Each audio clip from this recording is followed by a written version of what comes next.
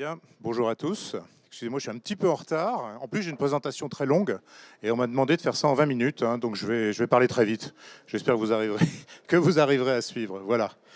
Alors, le sujet aujourd'hui, c'est pour comprendre l'actionnariat, donc c'est un peu un sujet pédagogique, c'est pourquoi et comment étudier le business model d'une société. Alors, effectivement, quand on se lance dans l'investissement en actions, il y a un certain nombre de préceptes ou de guidelines qui sont donnés. Et la première chose qu'on vous apprend, c'est la classification classique entre ce qu'on appelle des valeurs cycliques, hein, c'est-à-dire des valeurs qui suivent en gros les cycles économiques, macroéconomiques, donc sensibles aux fluctuations économiques. Hein, donc dedans, on va avoir par exemple le transport aérien, et puis des valeurs défensives qui, elles, sont peu sensibles aux fluctuations économiques. Alors par exemple, tout ce qui est utilité, eau, électricité, et qu'est-ce qu'on pourrait prendre d'autre? L'agroalimentaire, hein, parce que même en cas de crise économique, on continue à se nourrir. Et puis vous avez aussi ce qu'on dit parfois des valeurs de croissance, c'est-à-dire des résultats, des sociétés dont les résultats progressent d'année en année. Voilà. Alors classiquement, en fait, en cas de dépression économique, on va plutôt s'orienter sur des valeurs défensives pour protéger son portefeuille. Et puis évidemment, lorsque l'activité va reprendre, on aura tendance à plutôt se porter sur des valeurs cycliques pour profiter de cette relance. Alors Air Liquide est considéré parfois davantage comme une valeur de croissance qu'une valeur défensive. On verra pourquoi un petit peu plus tard. Alors, il y a aussi quelque chose qui permet, en fait, je dirais, d'investir intelligemment en bourse, c'est ce qu'on appelle l'analyse technique, ou l'analyse graphique, ou l'analyse chartiste, et qui repose sur trois grands principes. C'est très mathématique, comme vous le verrez. En fait, c'est que les données de marché sont suffisantes, c'est-à-dire qu'on n'a pas besoin de connaître la société, on n'a pas besoin de connaître son business model, contrairement à ce qu'on va voir. En fait, tout est dans le marché suit des tendances, et finalement, l'avenir est déterminé par le passé. Donc on a des belles études mathématiques, alors, vous voyez, avec des graphes, et puis alors on va utiliser des termes comme stochastique, écart-type, MACD et autres. Donc c'est quand même réservé un peu à un public d'initiés qui comprend suffisamment les mathématiques pour justement comprendre et essayer d'anticiper ce qui va se passer, sachant que la période d'anticipation, ça peut être la fraction de seconde, hein, si vous avez des ordinateurs de trading derrière qui agissent, ou des jours, des semaines, ou même des mois, hein, pour les investisseurs que vous êtes vous. Et puis alors, il y a une autre méthode, justement, qui est celle que je vais présenter maintenant, alors qui est totalement opposée, vraiment à 180 degrés de l'analyse technique, mais les deux méthodes peuvent être complémentaires, hein, donc elles sont opposées, on va dire, dans leur approche, mais en revanche, elles se complètent parfaitement. Alors, ça part du principe que l'entreprise, c'est un organisme vivant. Hein, c'est comme un organisme vivant, ça vit, ça meurt, ça peut avoir des maladies, il y a des organes qui peuvent être déficients, ça va évoluer, il y a des forces, il y a des faiblesses, il y a des capacités d'évolution, de résistance à l'environnement, et en fait, c'est exactement ce que va faire l'analyse du business model, hein, c'est d'étudier, en fait, l'entreprise comme si c'était cet organisme vivant. Alors pour ce faire, il y a plusieurs documents. Évidemment, il y a toutes les publications de l'entreprise, que ce soit dans les médias, tout ce qui est repris par la presse spécialisée économique, ce que vous pouvez trouver sur Internet. Et puis alors, vous avez un document merveilleux pour cela. En fait, le document de base, c'est ce qu'on appelle le document d'enregistrement universel, hein, qui s'appelait précédemment document de référence. C'est un document extrêmement normé par l'AMF, qui est très lourd. Hein. C'est un pavé qui fait plus de 500 pages, hein, pour des sociétés comme Air Liquide. Et dedans, vous avez 2 chapitres qui sont absolument capitaux pour bien comprendre comment fonctionne une société et quels sont justement ses risques et ses opportunités. Alors, la première chose, c'est ce qu'on appelle le modèle d'affaires. Alors, modèle d'affaires, c'est traduit directement de l'anglais business model. Hein. Alors, je risque d'utiliser beaucoup business model, c'est du franglais, désolé. Modèle d'affaires, c'est pas encore complètement passé dans les mœurs. Et puis, le français, vous savez, est tellement subtil entre des affaires de voyage et un voyage d'affaires, c'est pas du tout la même chose. Donc, voilà. Donc, business model, en revanche, c'est plus simple à comprendre pour tout le monde. Donc là, dans ce premier chapitre, vous aurez la description, en fait, du métier avec le modèle d'affaires, du métier de l'entreprise. Et puis ensuite, vous avez un chapitre aussi très intéressant, facteurs de risque et environnement de contrôle, c'est-à-dire quels sont les risques que doit supporter la société dans son activité et qu'est-ce qu'elle met en place justement pour maîtriser ces risques. Alors je vais vous donner un exemple, par exemple, sur le risque de change. Donc là, je prends je prends le document de référence d'Air Liquide. Alors évidemment, c'est un petit peu égoïste et autocentrique, mais évidemment, vous comprenez bien que je n'ai pas le droit non plus de commenter le document de Total ou d'Engie ou d'autres sociétés. Hein. Donc je suis bien obligé de vous parler d'Air Liquide. Alors, déjà, le risque de change, vous voyez, il y a un chapitre risque de change. Alors, je vais vous le lire parce que c'est en petites lettres. Le risque de change transactionnel concerne d'une part les flux commerciaux en devises étrangères des entités opérationnelles et d'autre part les flux de redevances, d'assistance technique et de dividendes. Donc, qu'est-ce que ça veut dire ? Le risque de change, c'est que si vous passez une frontière, évidemment, vous allez subir un risque de change. Hein. Et puis que vous avez aussi le siège qui va facturer des redevances techniques aux filiales. Et ces redevances aussi, elles seront plus ou moins chères pour la filiale ou elles arriveront plus ou moins lésées par le change au siège de la société. Et il y a un autre risque qui est le risque de conversion lié à la publication des états financiers du groupe en euros. Hein, quand on publie les résultats d'Air Liquide, c'est une société française, les comptes sont en euros. Si la zone dollar a bien marché, surtout si le dollar est beaucoup plus fort, a monté par rapport à l'euro, vous voyez qu'il va y avoir un effet de change qui sera positif. Hein, positif cette année compte tenu de la hausse du dollar, hein, mais qui parfois peut être négatif. Et c'est pour ça d'ailleurs qu'on publie toujours nos résultats en données réelles et en données corrigées du change. Et puis en dessous, vous avez les mesures de gestion. Et là, on va vous expliquer quelles mesures met en place la société ou qu'est-ce qui, dans le business model, va protéger la société de ce risque de change. Et première mesure, les gaz industriels et médicaux n'étant pas appelés à être transportés sur de longues distances, sont fabriqués en majorité dans le pays où ils sont vendus. Le groupe estime que ses activités et sa rentabilité sont donc peu exposées aux fluctuations des devises.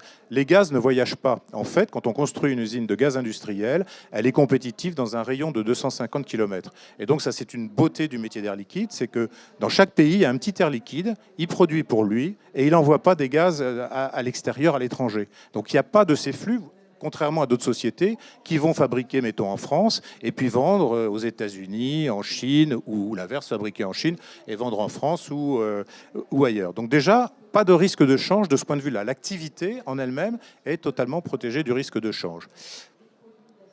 Donc c'est ce qu'on dit ici, un rayon de distribution du gaz à environ 250 km autour d'une usine.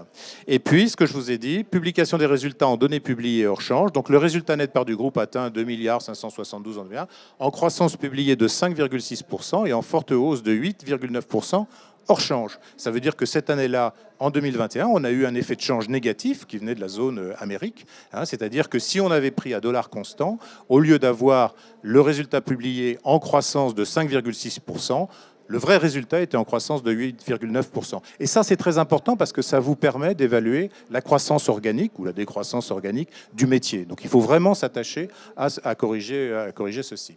Alors, si on continue sur le risque de change, Air Liquide est présent dans 75 pays. Donc effectivement, le risque de change, je viens de le traiter, mais il y a aussi des questions qu'il faut se poser et que nous ont posées tous nos actionnaires il y a quelques mois. Est-ce que vous êtes en Russie? Est-ce que vous êtes en Ukraine? Et donc, bien évidemment, dans des situations de crise comme celle qu'on a connue, la question est posée à Air Liquide, elle est aussi posée par les journalistes, donc on trouve la réponse dans les journaux. Nous ne sommes pas en Ukraine, nous sommes sortis du Donbass en 2015, si ma mémoire est bonne. Et en Russie, bien évidemment, nous avons mis en place toutes les mesures qui étaient imposées par les sanctions internationales, avec la difficulté qu'a Air Liquide, c'est-à-dire qu'Air Liquide fournit les hôpitaux. Donc on ne peut pas du jour au lendemain arrêter de fournir de l'oxygène aux hôpitaux. Sinon, il y a mort d'homme derrière. De la même façon, on fournit de l'azote à des entreprises, de la pétrochimie par exemple, et on a besoin d'azote pour inerter les canalisations. Sinon, vous pouvez avoir une explosion dans l'usine. Voilà. Donc du jour au lendemain, on ne pouvait pas arrêter. Et il ne faut pas oublier aussi que le gouvernement Poutine a quand même mis en place des contraintes très fortes sur les personnels, notamment de notre société. C'est-à-dire que s'ils n'étaient pas là pour travailler, et que s'ils ne produisaient pas l'oxygène pour les hôpitaux, etc., ils allaient en prison. Donc en fait, deux choses. D'abord, la Russie, c'était moins de 1% de notre chiffre d'affaires. On a 700 personnes en Russie. On n'avait que 17 expatriés, donc on a pu rapatrier. Moins de 1% du chiffre d'affaires. Donc là, vous évaluez quel est le risque d'une crise comme la Russie. C'est moins de 1% du chiffre d'affaires, donc c'est pas énorme. Et très récemment, nous avons annoncé que nous avons cédé nos activités en Russie par un MBO, c'est-à-dire que nous avons vendu aux managers russes de la société, nous leur avons vendu, nous leur avons cédé la société. Voilà, donc ça c'est la situation. Donc voilà, couverture géographique, ça crée des risques de change, ça crée des risques politiques. On travaille dans 75 pays, donc c'est autant de risques politiques, mais c'est quelque chose aussi qu'on doit manager dans notre portefeuille.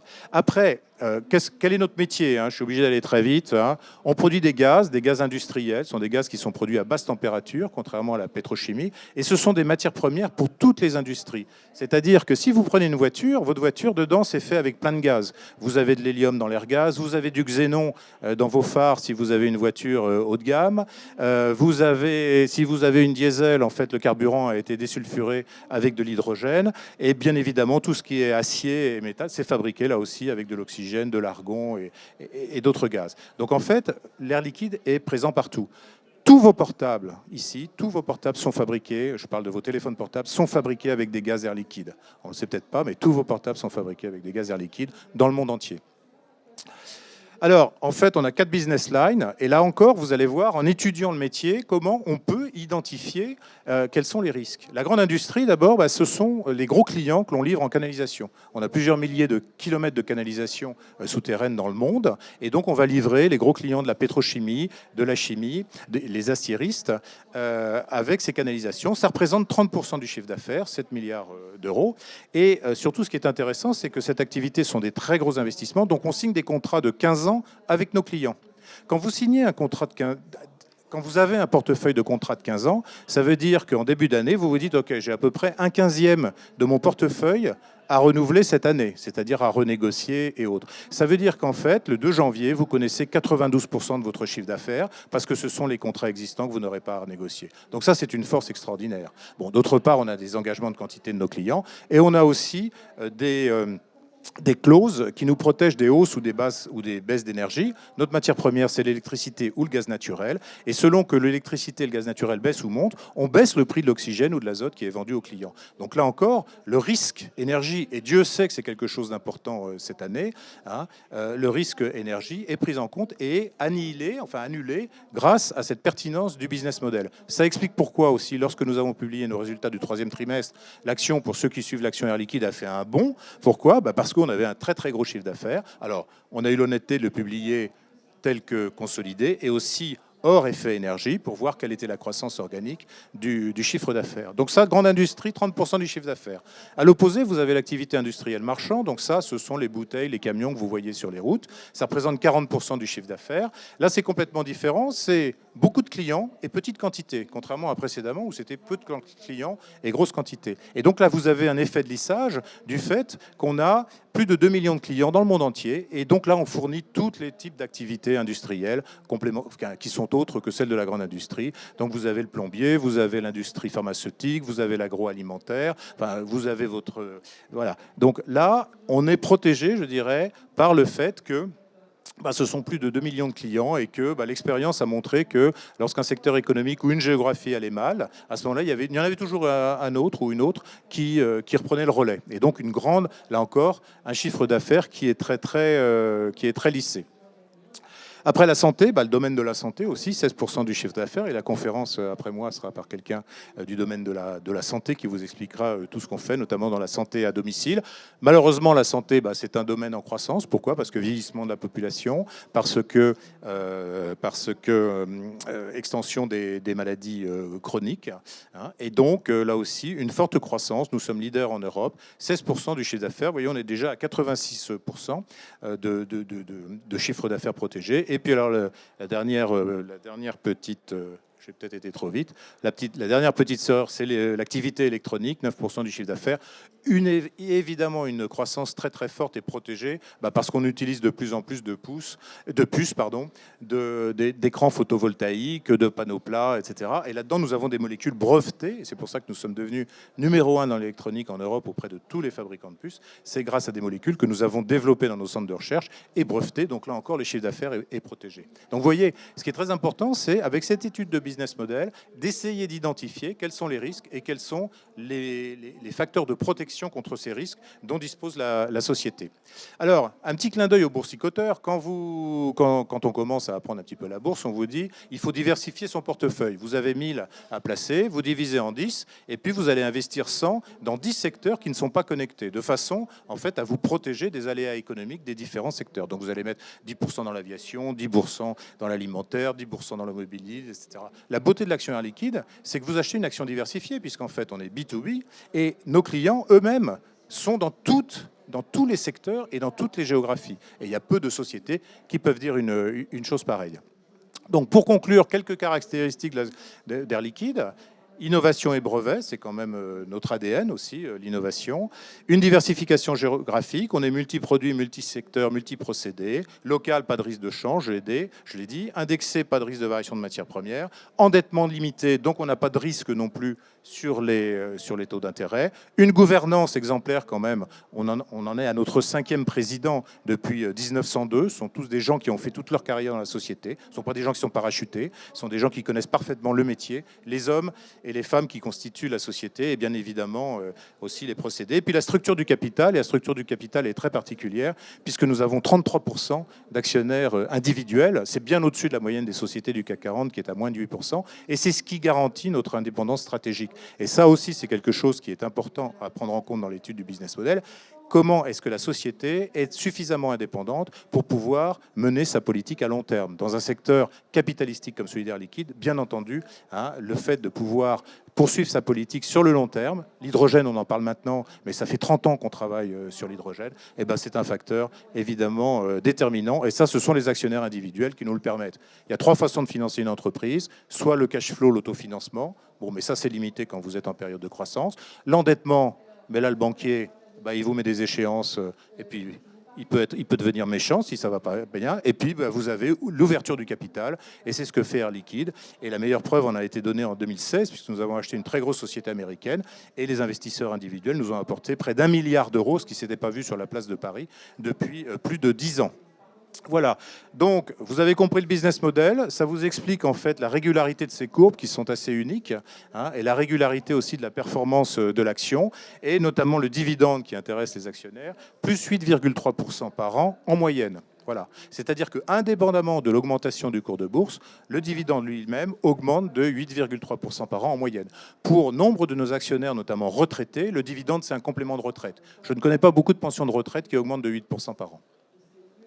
Et enfin, en fait, ce qui mesure complètement la rentabilité totale d'un portefeuille en actions, c'est bien entendu, il n'y a pas que le cours du titre, il n'y a pas que le dividende, il y a aussi des effets comme ceux des attributions d'actions gratuites que nous pratiquons en moyenne tous les 2 ans, comme le dividende majoré aussi grâce à la prime de fidélité. Et bien, grâce à ça, en fait, vous avez ici des taux qui se comparent aux taux d'un investissement sur un livret. Donc vous voyez, sur les 5 dernières années, de 2016 à 2021, quelqu'un qui aurait investi 100 €, il serait aujourd'hui à la tête, s'il a réinvesti ses dividendes, de 200 €.